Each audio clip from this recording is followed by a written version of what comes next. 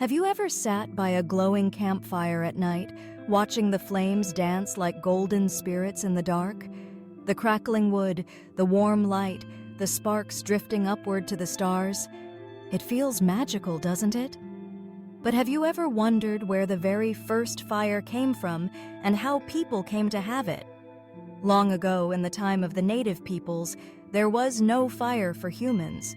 The nights were cold, the winters long, and food could not be cooked. But this is the tale of how the clever, mischievous trickster, Coyote, stole fire from those who tried to keep it all to themselves. Back in those ancient days, fire belonged not to the people, but to the fire beings, powerful spirits who guarded it fiercely. They lived high in the mountains, keeping the fire for themselves, using it to warm their caves and cook their meals. They refused to share it with the rest of the world. Down below, the people and animals shivered in the cold, their stomachs empty from raw food, their hearts longing for warmth. They prayed for a way to bring fire down from the mountains, but no one dared face the fire beings.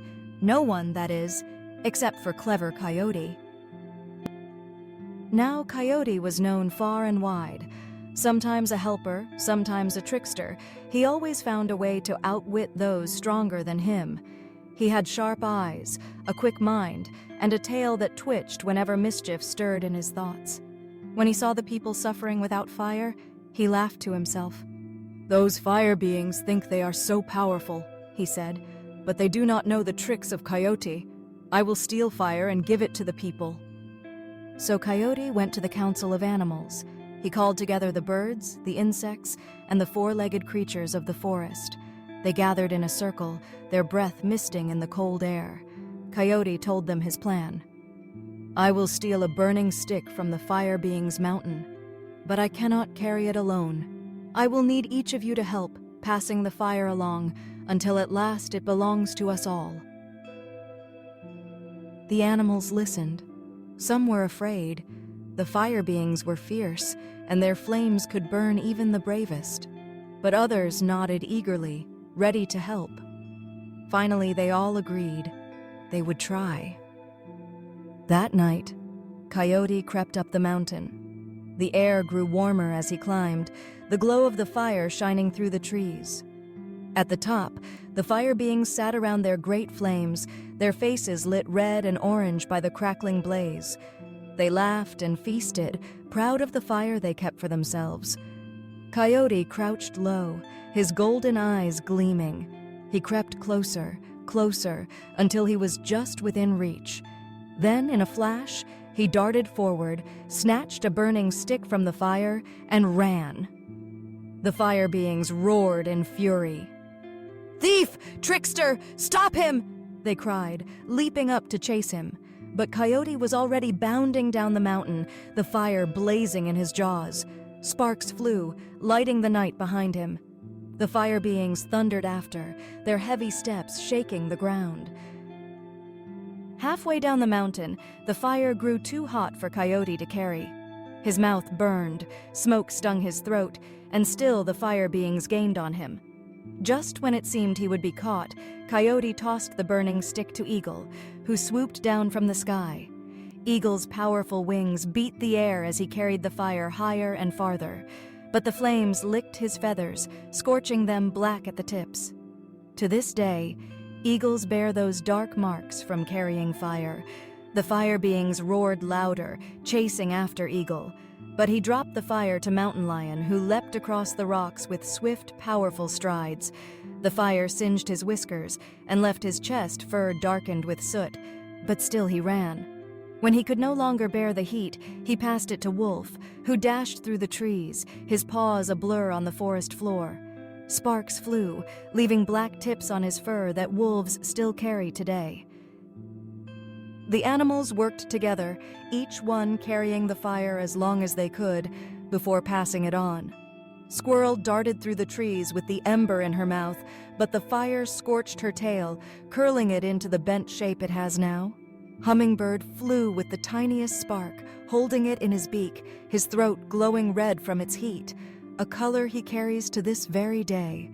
Even Frog tried to help, swallowing a coal in his wide mouth to carry it across the river. The ember burned away his tongue, leaving it split in two, just as Frog's tongues are now. At last, the fire reached the council of people waiting below. They gathered dry sticks and leaves, fanning the spark until the flames leapt high into the night. For the first time, the people felt warmth on their faces, tasted food cooked over the flames, and sat together in the glow of light that pushed away the darkness. They laughed, they sang, they danced in joy, all thanks to the animals and their clever friend Coyote. But the fire beings were not finished. They stormed down the mountain, furious at losing their treasure. Just as they were about to seize the fire back, Coyote stepped forward, his fur singed and his paws smoking. He laughed, that wild coyote laugh that echoed through the night. "You cannot take it back now," he said. "Fire belongs to everyone. The people will keep it, the animals will guard it, and your greed has been defeated." The fire beings glared, but they could not fight against the united circle of people and animals. At last, they turned and vanished into the mountains, their power broken. That night, the people gathered around the flames and gave thanks. They honored Coyote for his cleverness, Eagle for his strength, Mountain Lion and Wolf for their speed, and all the creatures who had carried the fire. Each animal bore the marks of their bravery, signs that are still seen in their bodies today. And so fire became a gift for all, to warm, to cook, to light, and to protect. But Coyote, with a twinkle in his eye and a grin on his snout, strutted around the circle. "Remember," he said, "sometimes the smallest trick, the cleverest plan, can change the world." And that is how fire came to the people, through courage, cleverness, and the spirit of sharing. So the next time you sit by a fire, listen to its crackle and hiss. Watch how it leaps and dances like a living being. Remember the animals, remember the brave little hummingbird, the scarred squirrel, the laughing coyote. And know that you are sitting in the warmth of an ancient story.